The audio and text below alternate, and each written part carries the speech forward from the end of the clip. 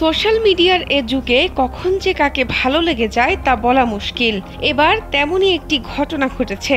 বিয়ের 1 বছর পর ফেসবুকে রুবিনার পরিচয় এক যুবকের সাথে। সেখান থেকে ভালো লাগা, তারপর প্রেম। সেই প্রেমিকের টানে ঘর ছাড়লেন গৃহবধূ রুবিনা। বিয়ের 4 বছর পর স্বামীকে ফেলে পালালেন প্রেমিকের হাত ধরে।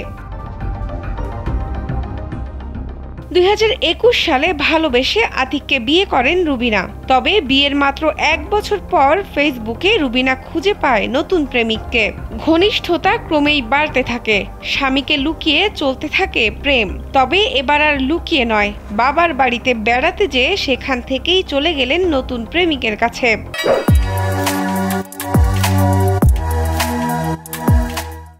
তখন রাত্র 8টার সময় আমার শ্বশুর আমাদের ফোন দিয়ে জানায় যে ওরা তো কোথাও খুঁজে পাওয়া যাচ্ছে না।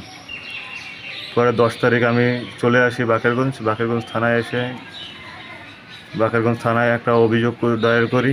দায়ের করার পর আমি বাড়িতে চলে যাই। বাড়িতে যাইয়া তারপর ওরা অনেক জায়গায় খোঁজাখুঁজি করছি। ওর যত ফ্রেন্ড সার্কেল ছিল সবার কাছে ওর সাথে যোগাযোগ করার চেষ্টা করি, কেউ কোনো সন্ধান দিতে পারে না। ঘটনাটি বরিশাল জেলার বাকেরগঞ্জের। পালিয়ে যাওয়া গৃহবধূর শ্বশুর বাড়ি বাকেরগঞ্জ উপজেলার দুধল ইউনিয়নের দুধল গ্রামে। বাবার বাড়িও একই উপজেলায়। পালিয়ে যাওয়া রুবিনার জন্য স্বামী আতিক এখন পাগল প্রায়। স্ত্রী রুবিনাকে খুঁজেও বের করেছেন তিনি। তবে আতিক জানতে পারেন রুবিনা এখন হাসানের বিবাহিত স্ত্রী। রুবিনা জানান তিনি আতিককে তালাক দিয়ে হাসানকে বিয়ে করেছেন।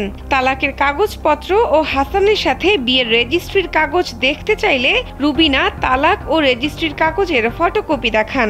সেখানে কোনো কাজী বা অ্যাডভোকেটের সিল স্বাক্ষর ছিল না। তবে ওই এলাকার স্থানীয় প্রভাবশালী কিছু ব্যক্তি আতিককে ভয় দেখিয়ে এলাকা থেকে চলে আসতে বলেন। আতিক নিরুপায় হয়ে চলে আসেন।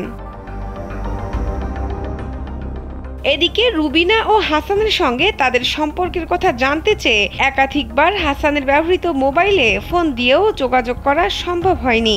এ বিষয়ে বাকেরগঞ্জ থানার অফিসার ইনচার্জ মোহাম্মদ শফিকুল ইসলাম বলেন, তদন্ত করে প্রয়োজনীয় ব্যবস্থা নেওয়া হবে। শাহনাজ পারভীন, কালবেলা।